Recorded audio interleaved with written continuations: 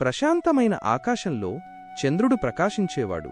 మెరిసే నక్షత్రాల్ని ఆనందంగా చూస్తుండేవాడు.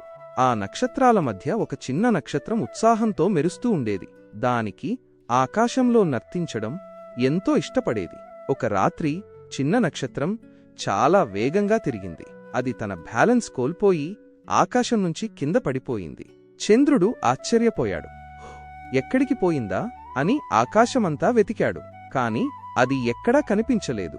చిన్న నక్షత్రం ఓ నిశ్శబ్దమైన అరణ్యంలో నేలమీద పడిపోయింది. ఆకుల మధ్య దాని వెలుగు మసకబారింది. నేను ఎక్కడ ఉన్నాను? చిన్న నక్షత్రం వెనువెనుకకు చూసుకుంటూ భయంతో అనుకుంది. నా చిన్న నక్షత్రాన్ని చూశావా అని చంద్రుడు భూమిని చూసి అడిగాడు.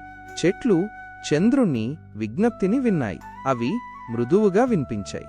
ఒక చిన్న వెలుగు ఇక్కడ పడిపోయింది అని కుసుమంగా చెప్పాయి. ఒక స్నేహశీలి సీతాకోకచిలక చిన్న నక్షత్రం దగ్గరకు వచ్చింది. భయపడవద్దు, నేను నీకు మార్గం చూపిస్తాను అని చెప్పింది.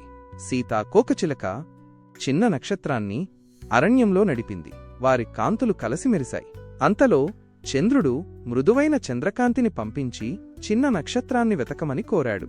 చిన్న నక్షత్రం ఆ కాంతిని చూసి ఆశ్చర్యపోయింది. అది చంద్రుని పిలుపు అని సీతాకోకచిలకకు చెప్పింది. చెట్లు సీతాకోకచిలక హర్షధ్వానాలు చేస్తూ ఆ వెలుగును అనుసరించు చిన్న నక్షత్రం అని ప్రోత్సహించాయి.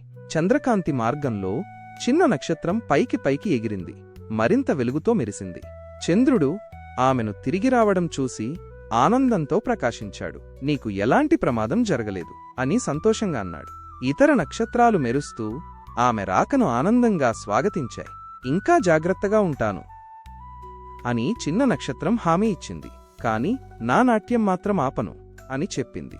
చంద్రుడు చిరునవ్వుతో నేను ఎప్పుడూ నిన్ను కాపాడుతాను అని అన్నాడు. ఆ రాత్రి నుండి చిన్న నక్షత్రం మరింత ప్రకాశంగా నర్తిస్తూ ఆకాశంలో మెరుస్తూనే ఉంది. అలాగే ప్రేమతో నిండిన హృదయంతో చంద్రుడు ప్రతిరాత్రి ఆమెను చూసుకుంటూనే ఉన్నాడు.